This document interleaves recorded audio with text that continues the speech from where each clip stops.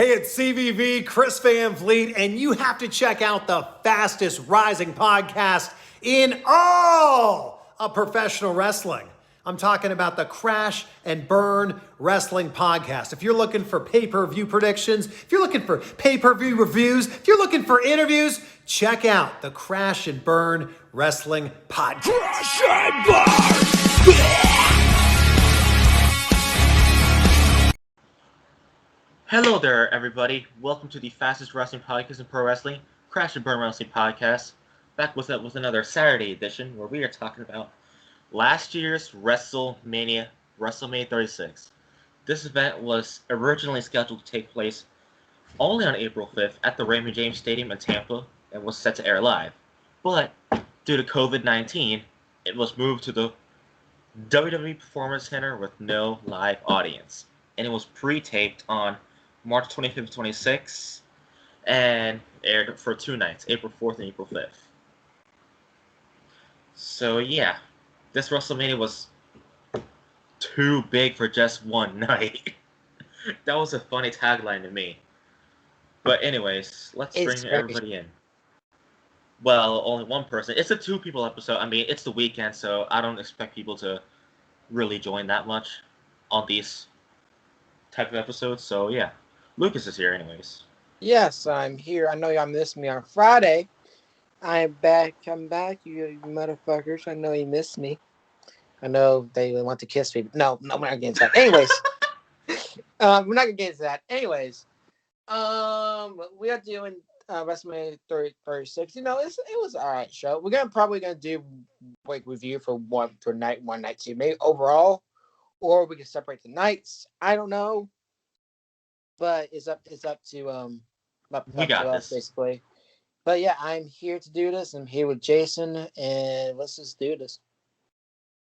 Yeah, let's get to this. So yeah, like I said, it was the only WrestleMania to them that was too big for just one night. I mean, this year's WrestleMania is also 2 nights, so it's a good thing though. Seriously, it's a good thing. Yeah, it's also a good thing because, you know, like if WrestleMania's on one night, they usually end at midnights, and most of us have school or work.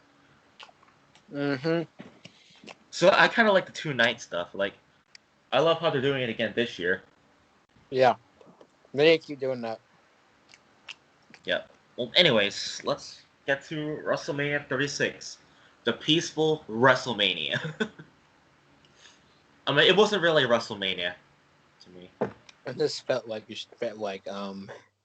fucking every pay-per-view this year and last year. Yeah. Anyways, part 1, April 4th, night 1. Let's go. Let's do it. Cesaro defeated Drew Gulak in a singles match. That match only existed to me. I could probably see better for both those people. Because you used to have good workers, both technical, good wrestlers, in my opinion. They both can put on a good match if they want to, but it was solid, I guess. Yeah, it was an okay match, I guess. You know, I don't really care much about it. I didn't care much about it either. Anyways, to kick off night 1 of WrestleMania 36, I mean, quote-unquote WrestleMania, Mm-hmm. Alexa Bliss and Nikki Cross defeated the Kabuki Warriors. It was for the WWE Women's Tag Team titles. I would have kept it on the Kabuki Warriors right then and there. I would not put it back on Bliss and Cross. I think that'd be a little too stupid move there. I personally would put on more Asuka and Kairi Sane and, you know, kind of move it more because they really honestly deserve it, in my opinion. But, yeah, that wasn't the best match I saw. It was okay, though. It wasn't the worst match on the card. We'll get to that in a moment. But it wasn't the bad match, though. Yeah, it wasn't a bad way to kick off the show. You know, they should have kept it on the Kabuki Warriors because I think that time they were last year having a great reign. Mm-hmm. Anyways, Elias defeated King Corbin. Didn't care about the match. I didn't care about it either. Let's move on.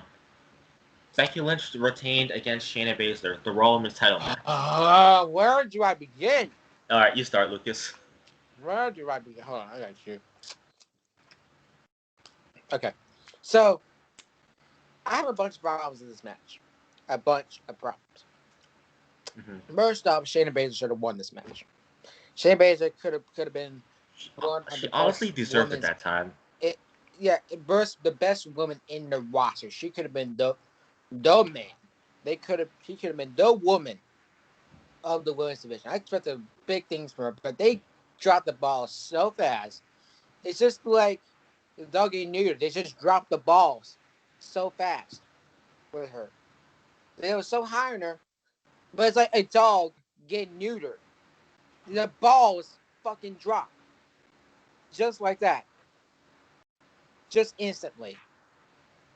Hell, even Becky said that she wanted to put the towel on Shayna, but Vince said, no, we keep it on you. And everything like that. Because I fucked you tonight, and I gave you that kid instead of Seth Rollins. Yeah, I gave you that kid instead of Seth Rollins. He's not the Messiah. He's just a Messiah. But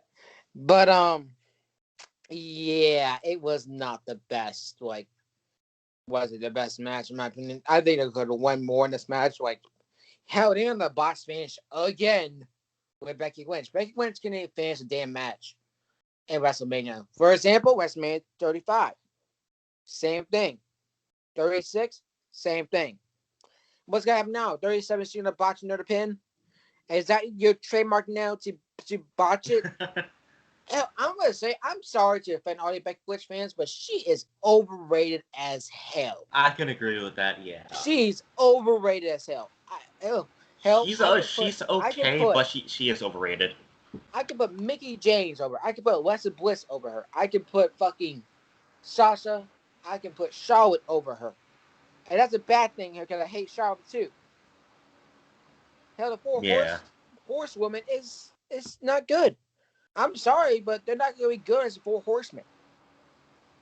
Because you actually have better people around that time. Yes, they're all champions solo for the four horsewomen, but nothing compares to the four horsemen. With Ric Flair, R. Anderson, Blanchard, and someone, I can't remember the other name. But what I'm saying is, Shayna could have been the rising star of the pay-per-view, but they dropped the ball with her. Now she's in a tag team with the one that says famously "my hole," even though it's probably not gonna get fucked tonight and not ever. AKA Nia Jax. Yeah, I can agree with you there. I mean, Becky Lynch, she's okay in my opinion, but yeah, she's overrated. She is. For sure. Hey, Becky Lynch, man, as you know you can do, you can suck my left nut. God damn it, Lucas. But yeah, I mean, the match was okay, could have been better. They don't deserve my right nut because that's my dominant nut. That's my favorite cult now. Yeah. Anyways, Sami Zayn defeated Daniel Bryan to retain the IC title. Actually, it wasn't actually really a bad match. I think they both killed in this match, actually. They both did their thing in this match. But it's just, I think there was interference in this match. But I was surprised Sami Zayn won. I'll admit, I want Daniel Bryan to beat Sami Zayn, but you know what? It's fine. Having the underdog beat the one that we all picked, that's fine with us. And yeah, I will admit, though, it could have been a little bit better. Sami Zayn and Daniel Bryan are great wrestlers, in my opinion. You know, Sami Zayn has honestly slipped up ever since his IC title run. And Daniel Bryan has not been the best ever since his return at TLC. I'm just going to be straight up honest. He could have been way better. Even though he has a good career in WWE and everything, I feel like him bringing on as Bryan Danielson is way better. So, yeah. But personally, it wasn't a bad matchup. They both did pretty good. Yeah, this is one of the best matches of the night. I enjoyed how these two told their story here. Yeah. Leading up to this match. Otherwise, let's get to the next one. John Morrison defeated Jimmy Uso and Kofi Kingston. Triple threat ladder match for the SmackDown Tag Team titles. Now, I remember what happened. Jimmy Uso after the match got injured, and I think he's tore his ACL in that match. If I'm not mistaken, he like tore his ACL, and we not even ever since. Well, last time we saw was Hell in a Cell. So my picture with Jimmy Uso, I think it's gonna come back at Mania or the SmackDown after Mania. That's what I'm gonna go with. So going to the match, it was a really good match. I'm not gonna lie. If I had a crowd to it, it would be much better. But it was still not a bad match. John Morrison is an expert in these matches. John Morrison knows how to put on matches like this in a lot of matches because that's his thing. Like John Morrison, he's the king of hardcore. See this guy? See this? There's a one video of John Morrison where he does training and he does parkour. Like he knows how to do it. Kofi knows how to do this match too. They can both put on a lot of match themselves. They want to. But hey, not a bad match. But it could have been way better though. And Jimmy Uso's a good person to watch a match though, but I feel like could have put more moveset to the Usos. And please bring back the 2016 heel Usos. I do not like this Usos now. And you know Jay's there and Jimmy's injured, but still I do not like Jay and Jimmy right now because they deserve to be the heels. They deserve to be these monster heels as they were in 2016. And bring back the old theme song, but the old theme song without the lyrics. That would be much better to me. But yeah, not bad. It was one of the best matches of the card. We'll get to the best match in the card in a minute, but still. Yeah, this match killed it. I enjoyed every single minute of this match. This is one of my top matches of night one. For sure. Yeah, for sure. For sure. Yeah, great spots in this match. Otherwise, this next match was actually another one of my favorite matches in night one. Kevin Owens defeated Seth Rollins, no DQ match. Match of the fucking night. Now, yeah, technically had two matches. Kevin Owens won two, match, basically. If you go by technicality. But alright, go ahead, Lucas. But man, what a fucking match though. What a fucking match though. Seth Rollins came out in the Wyatt attire. We're not seeing Seth Rollins in the Wyatt attire in a while, which is good to see. Last time we saw Seth Rollins in the Wyatt attire was in 2015, I believe, when he took on John Cena in his white Power Ranger gear. I remember that gear and I remember that match. John Stewart, thank you. That's all I say. Thank you, John Stewart. But going to the match though, it was a really good match. Like, I'll admit, Kevin Owens spot off the WrestleMania logo was awesome, and I love that spot right there. That was a great spot. I thought Kevin Owens was gonna die and miss, but no, he nailed it in this match, and they both did really good in this match, in my opinion. Even though the rivalry felt like a little deflated to me, Kevin Owens put a good promo before this match. Hell, he called an arrogant dipshit on fucking my TV. I know y'all remember, but he called an arrogant dipshit. Yeah. But yeah, that was a really good match, though. I'm not gonna lie. Yeah, I agree with this take on here. These two told a great story leading up to this match. I just started too.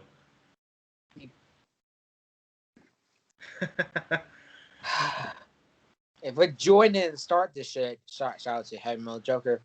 But if Joy went and start that shit, leading up to this match, I'm gonna come to fucking New York and kill your ass, man. I'm coming to kill your ass. Anyways, yeah. But seriously though, this match killed it. I'll say as many times as I want. Yeah. Hold on. Dad, stop moaning, please.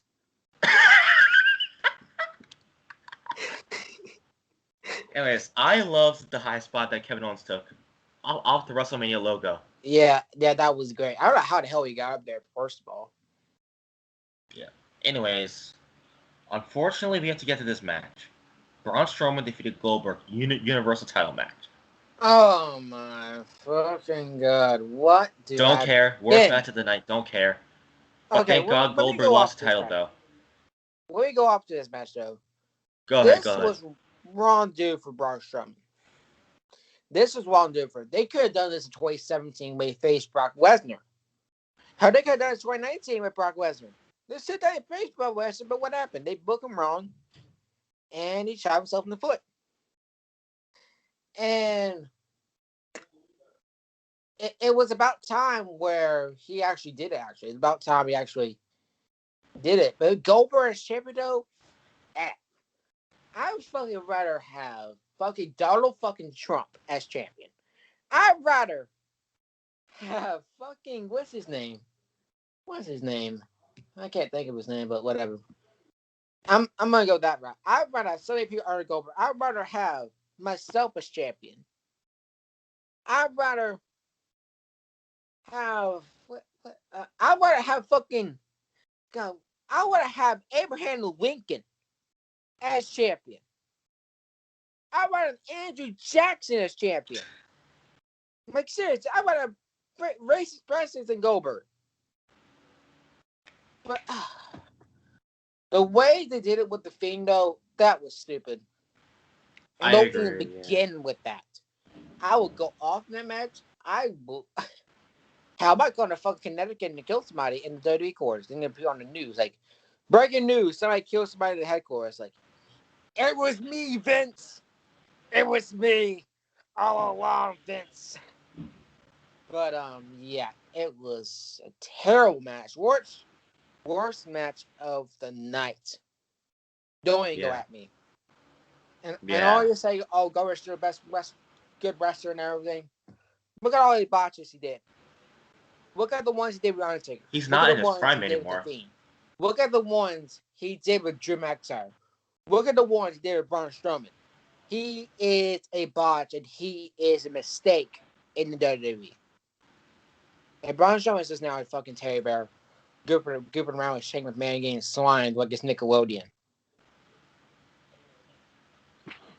But seriously, it was a dumbass match. I'm move on. Yeah, I don't care about this match. Thank God Goldberg got the title away from him. I'll give it that. That's all. But it's a bad match. It's still a bad thing when Goldberg's champion. No one cares about it. Facts, yeah. Anyways, let's get to this next match. The last match of night 1. Oh.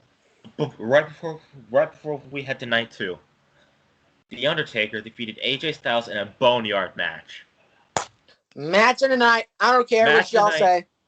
Great way to end off night 1 of WrestleMania 36. Yes. It looked like a movie in that match. No, what? That is match of the show. Match of the show as a whole. Yeah. Exactly. This is the match of the show. They put out a good match. First of all, you had the American Badass coming out. You had the Undertaker with the bandana. The one that we all love. Big Evil. 2002, 2001 Undertaker. That's the Undertaker we love right there. I don't care about the one Jeff like say, no, I care about the American Badass. You know why? Because it represents the Undertaker. It represents Mark Calloway. It represents him. Yes. And the build up to this was really good to me, and I think that they put on a good match. Even though the OC got involved with this, the guy was Anderson, and they get their asses kicked by Tombstone and chokeslam and everything like that. But AJ did a really good job as match as the heel, and I'd say he did a good job as a babyface. And him as this last match, and me getting chills about it, was great. And I'm gonna put the I shot the Undertaker in the Hall of Fame coming up anytime soon, and I hope he does. And I said AJ Styles be in the Hall of Fame as well for a Hall of Fame, TNA. And I expect them to be AJ Styles to be in TNA Hall of Fame, New Japan Hall of Fame, and the WWE Hall of Fame because. In the last 5 years of AJ Styles in WWE, he has won almost every championship, except for the tag team championship match, which he does have at WrestleMania. And we get to that at a WrestleMania review coming up in April. So y'all watch out for that. And yeah, it was a really good match. And that was the last match of Undertaker. Yeah, I have to agree with you. This was a great way to end up night 1 of WrestleMania 36. Like this, and him riding off with the motorcycle at the end. That was amazing. And that Metallica song they had for his entrance. Yes, you know what I thought they come out to? I thought they come out to 2 songs that came in mind. with Biscuit and keep rolling. Keep Or rolling. Yes. It's or really cool. It's really cool they brought back the American Badass for this. yeah, and I thought they'd come up with "You're Gonna Pay" or 2002 Undertaker theme song. But yeah, still great match. Yeah. Anyways, let's rate night one. How'd you rate night one? I'll give it an 8. Not bad. Yeah, it was a solid one. That was an 8.5. Yeah. Aside from the Braun and Goldberg match, that's all. Yeah. Anyways, night 2, part 2, April 5th. Okay. Liv Morgan defeated Natalya. You know, Wyatt's happy about that. Shout out to Wyatt, by the way. He'll be back soon. He'll be back. He's just being intimidated. Anyways, did you care about this match? How much I love Liv Morgan? No. Yeah, I mean, it's just a pre-show match to me. A pre-show match is a pre-show match. Yeah. Alright, let's get to the main card for night 2. Alright, Charlotte Flair defeated Rhea Ripley for the NXT Women's Championship. Okay. Good match, wrong person won, that's all. Yeah, that's all I gotta say. Good match, but wrong person won. This might be one of the best matches of the night, but the wrong person won. Vince, your head was up Charlotte's fake ass tits when you decided to book her to win. Charlotte Ray came up, probably flashed her titties up. Right, saw my nipple. Anyways, they probably flashed her titties up, and basically he's like,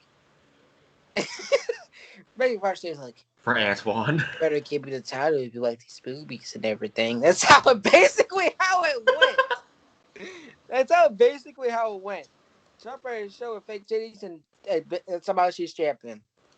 But Rhea Ripley should have won this match. Rhea Ripley came out in a Dragon Ball gear. Plus, this was her WrestleMania debut. Yeah, exactly. And she came out in a great gear as the I think it was Vegeta. Vegeta from Dragon Ball. I think it's from Vegeta or Goku. I think it's Vegeta though. But correct me if I'm wrong. But yeah, I'd expect. And if it was at Raymond James Stadium, they would have much better entrances. They just came out just regularly. Yeah, if only this whole pandemic has not happened. Yeah, and I'm gonna apologize, people. If you saw my nipple, I'm sorry. Shut up. I'm sorry you saw my nipple. You probably need to cut that out, probably, if that is in there. Alright, anyways. Next match. Aleister Black defeated Bobby Lashley. Didn't care. I didn't care either. How about Otis defeated Dolph Ziggler? Didn't care. I didn't care either. But and it was good though with Otis and Mandy. Oh yes, the Mandy Rose part. That was one of the best parts of that was romantic too. Yeah, it was cute. It was cute, all man. Even though I didn't expect it. That time was when Otis and Mandy were in this love storyline. Yeah, they dropped the ball with that ever since he got traded to Raw. Yeah, Otis got the girl that time. Making moves. You know what they say? You can't count out the big boys right here. You can't count out the big boys, man. Yes. Can pull. All right, this next match was probably the best match of the night for me. Edge defeated Randy Orton, last man standing. Okay. I'm have a little different opinion about this. All right, well, for me, I enjoyed this match because this was Edge's comeback match, and they had some pretty good spots in here. So they did. And anyways, go on, Lucas. What's your different opinion on this? Okay, I want to say what thing I did point out about this match. First of all, a lot of you got really scared. You got really triggered about a hanging spot because you know what happened. I'm not gonna say what happened, but you know, if you know, you know. Yeah. And they did a good job in this match, but I feel like it's a little bit too long. It's a little bit dragged out too long to me. Yeah, it just kind of was a little stale to me. Even though it wasn't a bad match, though. Yeah, because these two fought out in the Performance Center. It still felt to me a little bit stale to me, and it just didn't felt right to me. Because you could have. It was just dragged on to me. Because you could have Edge come out as a great entrance. He could come out to Ultra Bridge Live. Imagine if Edge comes to Ultra Bridge Live. That would be lit. But this match, it was not bad, but it felt like it was a little bit dragged too long to me. And personally, I think that's not their best match to me. We get the best match at Backlash. Let's just put it at that. Yeah. True. All right. This next match, Josh's husband's the Street Profits. Oh, he's probably flash his titties for them, probably. He's probably flash his titties for defeated them, Angel Garza and Austin Theory. Raw Tag Team title match. Josh is probably twerking to the Street Profits right now. If he's watching this video, yeah. Probably twerking All right, go ahead, Lucas.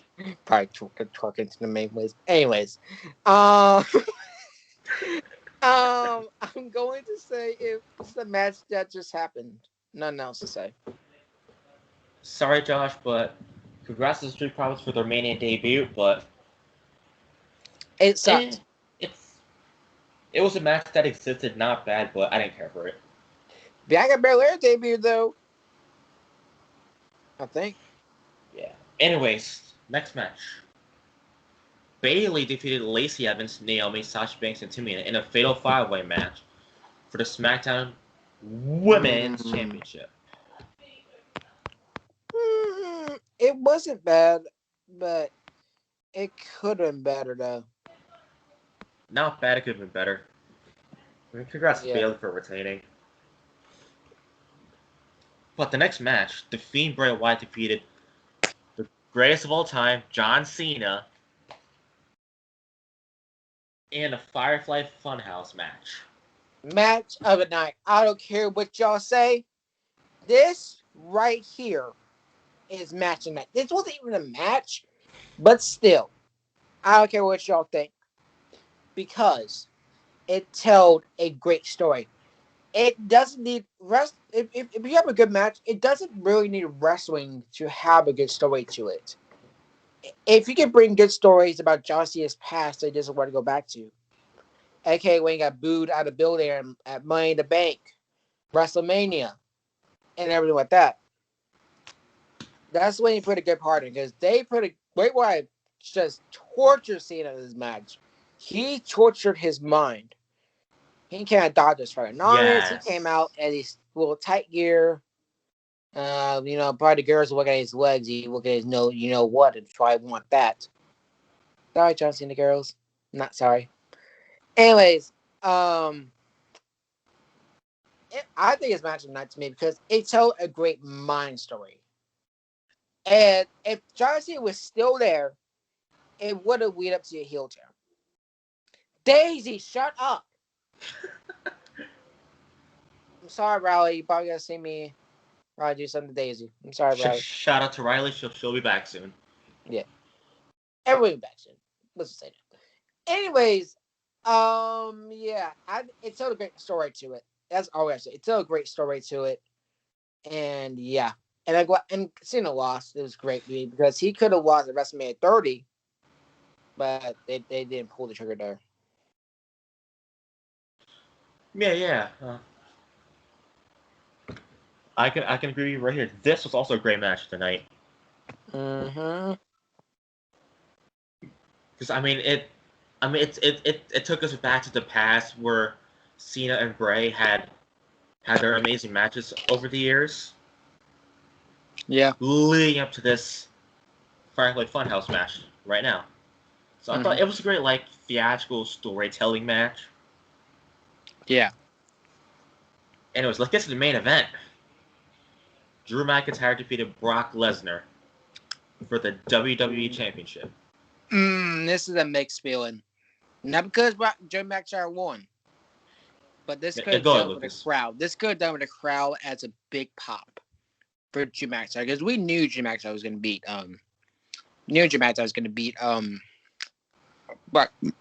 Brock Lesnar. We knew that. We knew that was the fuck was that going to happen, and yeah, we just knew it was going to happen. But it wasn't really a bad match. Drew McIntyre kicked out of the F5 at 1, which is shocking. Brock Lesnar too many Claymores, and it was about Claymore City. That's all it was. But it was a well-deserved member of McIntyre, and it went to a good reign, even though some of these reign endings didn't make sense to me. With Randy Orton beating them and The Miz beating them, I know people are still pissed about it. You know, like I say, this cry all you want. It's a past. Get our bread. Anyways, but yeah, well-deserved moment for Drew McIntyre, but if it does it with a crowd, it would have been a much better moment. True. Not bad, but it could have been better if this was happening in Raymond James. Exactly. I mean, that's all, because Drew McIntyre worked his way up to the top. Well, dude, and that's what same thing happened to Bobby Lashley as well as our current champion. Yeah, it was long doing. Like, only to have won a title in front of nobody. Imagine. I mean, yeah, coronavirus, go away already. Coronavirus, again, as I said I don't know who I said it to, but you know what? You can also suck my left nut. Alright, well, anyways. That's all. Let's rank Night 2. How would you rate Night 2, Lucas? Okay. Be honest, I'm going to give it a 6. Yeah, it wasn't bad. I'm gonna give this a 7. I'm going to give it a 6. I'm going to be honest. But the whole show, I'm going to give it a 7. Okay, yeah, for Mania 36 as a whole. Yeah. Right. I'm giving it a 7. Same here for me. Because some matches were iffy, and because, like, COVID really screwed up some storylines. Yeah, they did. So, like, some matches were iffy then. Mm-hmm. Anyways, yeah, and plus they didn't have much to build up because the coronavirus started in March of last year. Like once it became a pandemic. Yeah. Anyways, outro's time. Thanks for checking out this review of last year's peaceful, quote unquote, WrestleMania 36. Mm-hmm. Of the Crash More Wrestling podcast, where we talked about the show both nights. Hope you all enjoyed it. We also reviewed the show on the Late Great Tucker Chin podcast. If you all remember the podcast, check out that review. So yeah, otherwise aside from that, subscribe to this podcast and the Moshcast, where you catch me and Lucas on there. Yeah, you witnessed me being a total dumbass and me just, jump my bed and everything and me falling off my bed. Yes, you can catch him doing that too. Yeah. Anyways, hope you all enjoyed the review. Next week we are reviewing Fastlane, and we'll figure out a pay-per-view to review on the Saturday episode. Yeah, we'll figure it out. I gotcha. Yeah, we got it. Since Wyatt is on break, we don't know if there's gonna be a fantasy booking this month. Okay. If not, though, we're gonna do a historic like pay-per-view and everything like that. So you guys don't worry, we're still this episode. We got y'all. We still got the fantasy bookings. Yeah. Probably sometime in April, because Yeah. Wyatt has personal reasons for a break, so we're probably gonna have to cancel it for this month and just do it for next month. Yeah. Otherwise, Lucas, end it off. Yeah, thank you guys. Even though you probably saw my nipple probably, and I'm sorry for doing that. I'm so sorry for doing that. I mean, we are not PG on here anyways.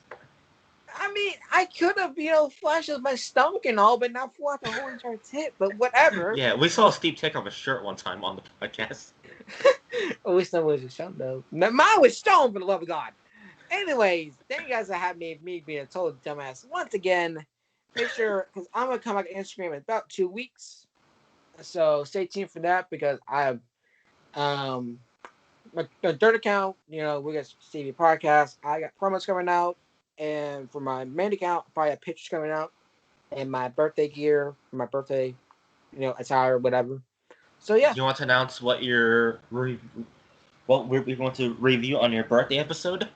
Yes. So guys, on my birthday, April 2nd, because it's on a Friday, we're doing WrestleMania 22 because it started April 2nd and it had one of the best moments I saw on a DVD, which I'll explain on an episode. So yeah, we're gonna do WrestleMania 22. Go a little bit back to 2006 when it was WWE actually was not bad. So yeah, we're gonna do that for you guys. And yeah, stay tuned for me and the Moshcast and me and Crash and Burn. Expect probably dumb moments of Lucas and dumb things I say and me stuttering. And yeah. And me stuttering too. Everyone stutters once in a while. Yeah. Anyways, later everybody. See you for the Fastlane review. Beat your dick. Crash and burn!